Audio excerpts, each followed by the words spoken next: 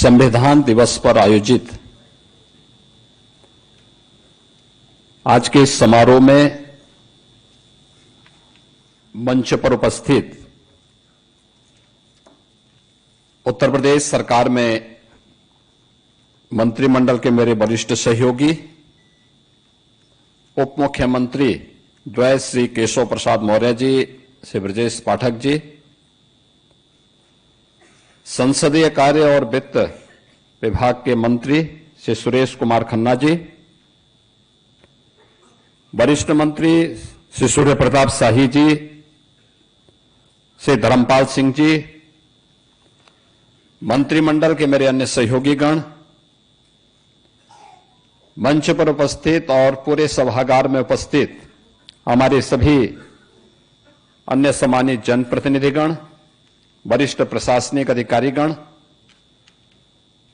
समाज जीवन से जुड़े हुए अलग अलग तबके से उपस्थित महानुभाव और प्यारे बच्चों, आज भारत के संविधान को अंगीकृत किए जाने की अमृत महोत्सव का समारोह है। 2015 से आदरणीय प्रधानमंत्री श्री नरेंद्र मोदी जी के प्रेरणा से पूरा देश 26 नवंबर की तिथि को संविधान दिवस के रूप में आयोजित करती है। मैं सर्वप्रथम इस अवसर पर भारत के संविधान के शिल्पी बाबा साहब भीमराव अंबेडकर की स्मृतियों को नमन करते हुए आप सभी को, पूरे प्रदेशवासियों को इस अमृत महोत्सव वर्ष पर, जो संविधान के 75 वर्ष यानी संविधान के निर्माण के 75 वर्ष पूर्ण होने के उपलक्ष्य में आयोजित हुए थे, और आज संविधान दिवस की भी हृदय से बधाई देता हूं। आज का दिन हम सब के लिए महत्वपूर्ण इसलिए भी है, जैसे कि आपने पूर्व के वक्ताओं को और जो एक शॉर्ट फिल्म यहां पर दिखाई गई है उसमें भी देखा है। भारत का संविधान 1946 में हुए संविधान सभा के चुनाव के उपरांत गठित एक संविधान सभा ने भारत के संविधान का निर्माण किया था, जिसकी अध्यक्षता डॉक्टर राजेंद्र प्रसाद जी, जो बाद में भारत के राष्ट्रपति बने, उनकी अध्यक्षता में बनी हुई संविधान सभा ने जो अलग अलग समितियां बनाई थी, उसमें ड्राफ्टिंग कमेटी के अध्यक्ष के रूप में इस संविधान को कितनी धाराओं में, कितने उपबंधों में कैसे संयोजित करना है, उस ड्राफ्टिंग कमेटी के अध्यक्ष के रूप में बाबा साहब भीमराव अंबेडकर की भूमिका अत्यंत महत्वपूर्ण भूमिका थी। जैसा कि यहां पे बताया भी गया कि 2 वर्ष 11 महीने और 18 दिन भारत के संविधान के निर्माण में लगे, और भारत के संविधान निर्माण में जिन भी स्वाधीनता संग्राम सेनानियों ने अपना योगदान दिया और उस क्षेत्र के विशेषज्ञों ने इसमें अपना सहयोग किया, आज उसी का परिणाम है कि दुनिया के अंदर सबसे बड़ा संविधान, भारत की अनेकता को एकता में जोड़ने वाला संविधान अगर किसी के पास है तो हम सब भारतवासियों को बाबा साहब भीमराव अंबेडकर के द्वारा निर्मित इस संविधान पर गौरव की अनुभूति करनी चाहिए। बाबा साहब भीमराव अंबेडकर, उन्होंने उस समय भी जब इस संविधान की मूल प्रति को लेकर के उनकी समिति संविधान सभा के पास गई थी, उस समय भी उन्होंने इस बात को कहा था कि यह संविधान एक दस्तावेज है जो भारत की विविधता को एकता में जोड़ने में सदैव एक मार्गदर्शिका के रूप में पूरे देश का नेतृत्व प्रदान करेगी। और हम सब भारतवासियों को इस पर गौरव की अनुभूति होनी चाहिए कि संविधान लागू होने के यह अमृत महोत्सव वर्ष वर्तमान में चल रहा है और संविधान अंगीकृत किए जाने का अमृत महोत्सव वर्ष का समारोह आज यहां पर आयोजित है। और इस अवसर पर हम लोग यहां पे इस आयोजन के साथ जुड़े हैं। हर संस्था में, हर पंचायत में इस प्रकार के आयोजन करके संविधान की प्रस्तावना का वाचन सभी संस्थाओं के द्वारा करने का एक प्रयास हुआ है। प्रधानमंत्री मोदी जी ने 2015 में संविधान दिवस के पीछे पूरे देशवासियों को इस बात के लिए प्रेरित किया था। अक्सर होता है कि हम में से हर व्यक्ति स्वतंत्र भारत का नागरिक होने के बाद स्वतंत्रता की उस वास्तविक कीमत को विस्मृत किए जा रहे हैं, क्योंकि हमने स्वाधीनता की लड़ाई को अपनी आंखों से नहीं देखा, हमने उन क्रूर यातनाओं को नहीं सहा। परिणाम क्या है? हर व्यक्ति केवल अपने अधिकार की बात करता है, लेकिन अधिकार तब संरक्षित होते हैं, अधिकार तब सुरक्षित होते हैं और अधिकार संपन्न कोई व्यक्ति तब होता है जब वह स्वयं अपने कर्तव्यों का निर्वहन करने की आदत डाले। कर्तव्य के बगैर अधिकार नहीं हो सकता। और जिन लोगों ने भी कर्तव्य के बगैर अधिकार प्राप्त करने का प्रयास किया है, वहां पर लोकतंत्र नहीं, वहां पर कोई ना कोई तानाशाह उस पूरी व्यवस्था को अपनी गिरफ्त में लेकर के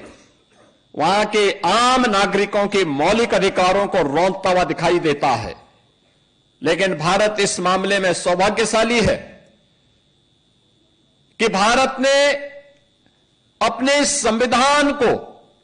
हमेशा लागू होने के बाद सर्वोपरि मान करके सदैव इसको सम्मान दिया। अपने स्वाधीनता संग्राम सेनानियों को, अपने प्रतीकों को सम्मान दिया और संविधान की उन मूल भावनाओं को, जिन मूल भावनाओं पर आधारित भारत का संविधान बना हुआ है, उसको अपने जीवन का हिस्सा बनाने का प्रयास किया। जब भी कोई देश अपने इन मूल भावनाओं को सम्मान देते हुए आगे बढ़ता है, उसको विकसित होने में कोई रोक नहीं सकता। याद रखना, आजादी के अमृत महोत्सव वर्ष में प्रधानमंत्री मोदी जी ने देशवासियों के सामने विकसित भारत की एक संकल्पना रखी। विकसित भारत के लिए प्रधानमंत्री जी ने यही कहा था कि हर भारतवासी के सामने, जब देश अपनी आजादी के 100 वर्ष पूरा कर चुका होगा, अभी हम 75 वर्ष में, लेकिन 2022 में उन्होंने कहा था कि 75 वर्ष हमारे आजादी के पूर्ण हो रहे हैं, लेकिन जब देश अपनी आजादी के 100वें वर्ष में जाएगा तब हमें कैसा भारत चाहिए। अगर हमें विकसित और आत्मनिर्भर भारत चाहिए तो इसके लिए हर भारतवासी को चाहिए कि वो उन पंच प्रणों के साथ जुड़े, जो पंच प्रण हमें हमारे दायित्वों का एहसास करा सके। ये पंच प्रण जिसमें हर व्यक्ति के लिए यह आवश्यक था कि वह गुलामी की मानसिकता से मुक्त हो, हर व्यक्ति के लिए आवश्यक था, हर व्यक्ति के लिए आवश्यक हो कि वह अपने सैनिकों का सम्मान करें। हम सब सुरक्षित इसलिए हैं, यह देश सुरक्षित इसलिए है क्योंकि माइनस टेम्परेचर में भी हमारा सैनिक देश की सीमाओं की सुरक्षा करते हुए वहां पर अडिग रूप से खड़ा है। हम रात्रि को सुरक्षित इसलिए महसूस करते हैं क्योंकि पुलिस का जवान निरंतर अपनी सेवाओं को दे रहा है। हमें यूनिफॉर्मधारी अपनी सेना, अर्धसेना, पुलिस बल के जवानों के प्रति हमारे मन में सम्मान का भाव होना चाहिए। अगर कोई एक व्यक्ति कहीं गलती करता है, उसके लिए पूरी व्यवस्था को कोसा नहीं जाना चाहिए।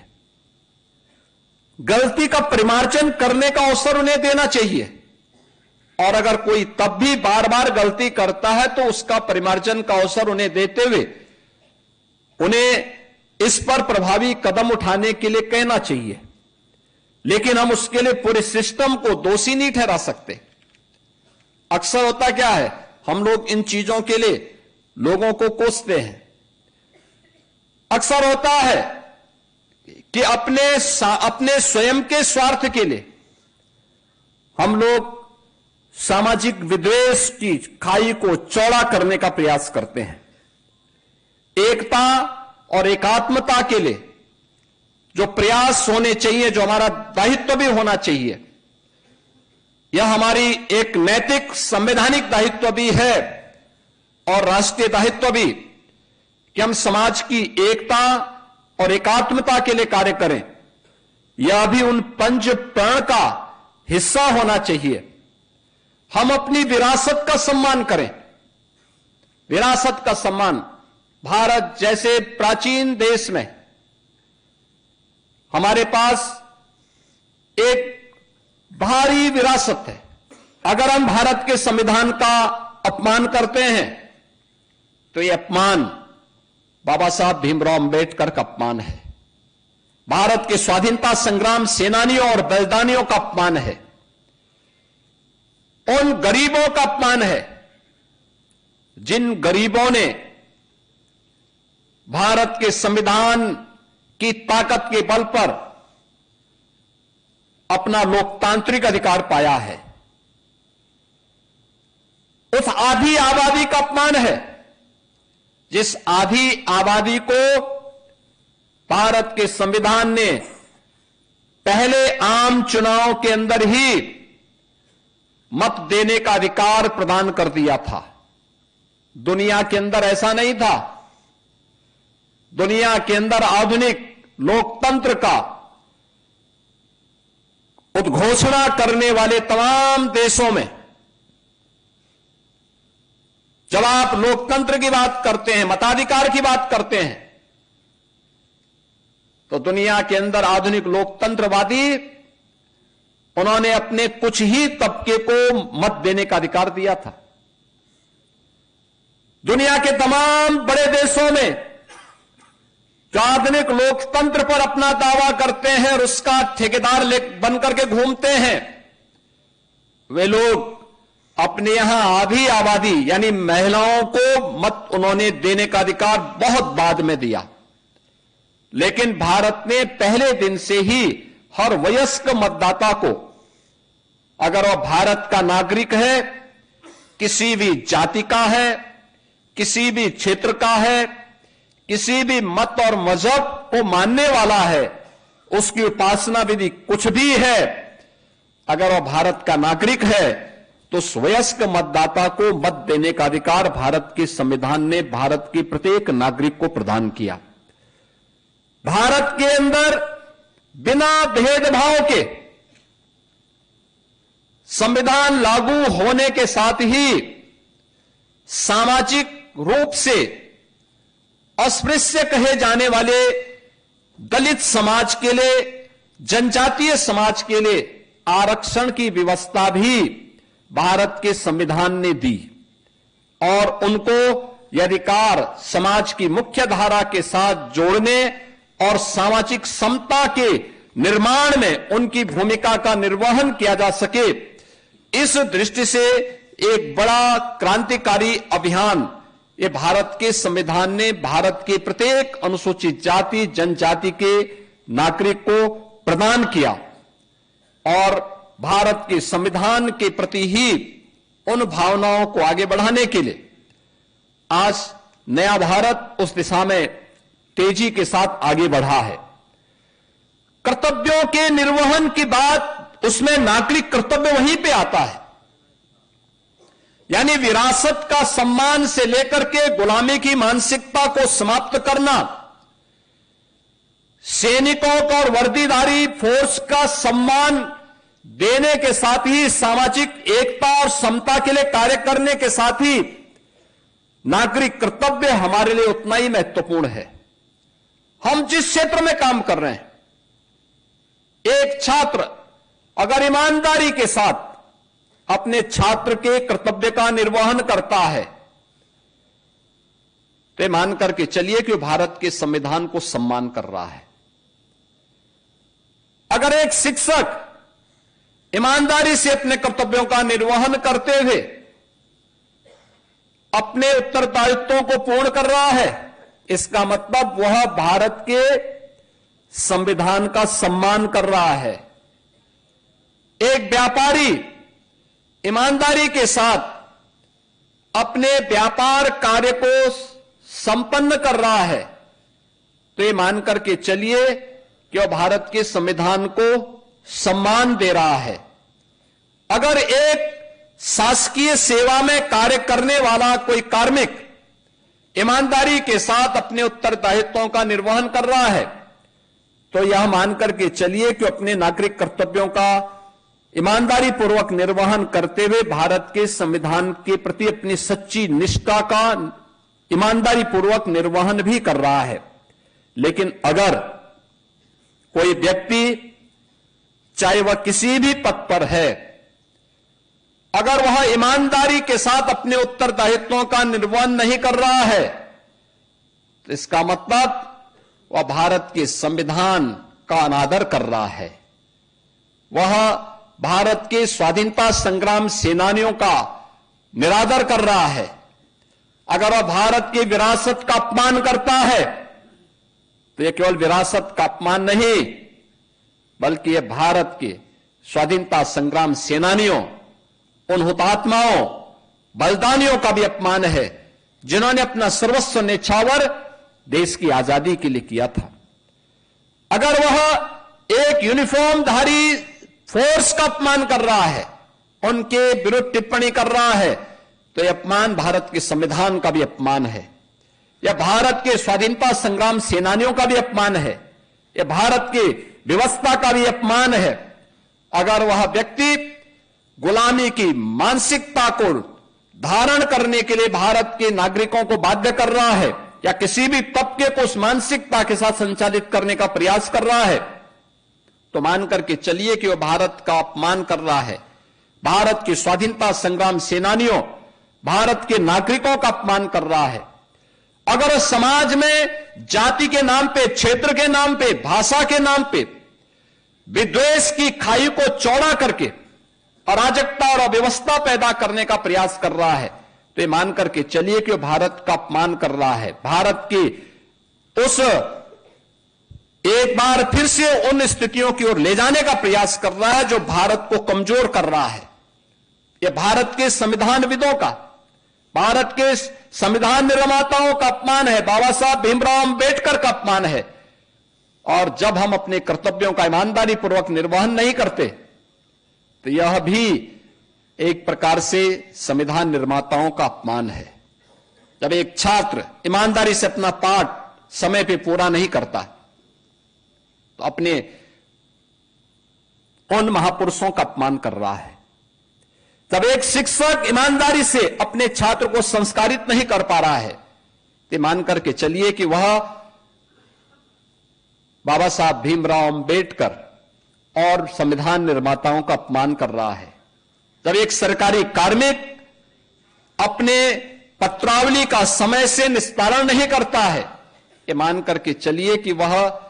भारत के संविधान निर्माताओं का अपमान कर रहा है, उनका अनादर कर रहा है, भारत के संविधान का अनादर कर रहा है। और ये पंचप्रण इसलिए प्रधानमंत्री जी ने विकसित भारत के लिए, भारत के प्रत्येक नागरिक के लिए आवश्यक माने। इसका आधार हमारा संविधान है। भारत का ये संविधान,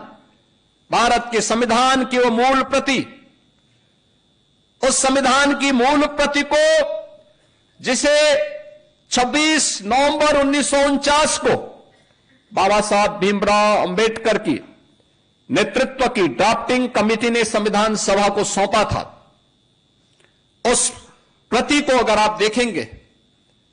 और मैं तो मानता हूं कि हर भारतवासी के घर में वह प्रति होनी चाहिए और उसकी प्रस्तावना का वाचन हर परिवार में होना चाहिए। हो सकता है कि विस्तृत संविधान को हर व्यक्ति पढ़ ना पाए, उसके एक एक बंद और उपबंध के बारे में, धारा उपधारा के बारे में वह जानकारी न लेना चाहता हो, लेकिन हमें उसकी उस मूल प्रस्तावना के साथ साथ उसके भाव क्या हैं, आप देखेंगे भारत के मूल संविधान में पुष्पक विमान से अयोध्या के लिए भगवान श्री राम माता सीता के साथ आता हुआ चित्र भी उसमें लगा हुआ है। महाभारत के युद्ध में श्री कृष्ण के द्वारा गीता के उपदेश का भी चित्र उसमें स्थापित है।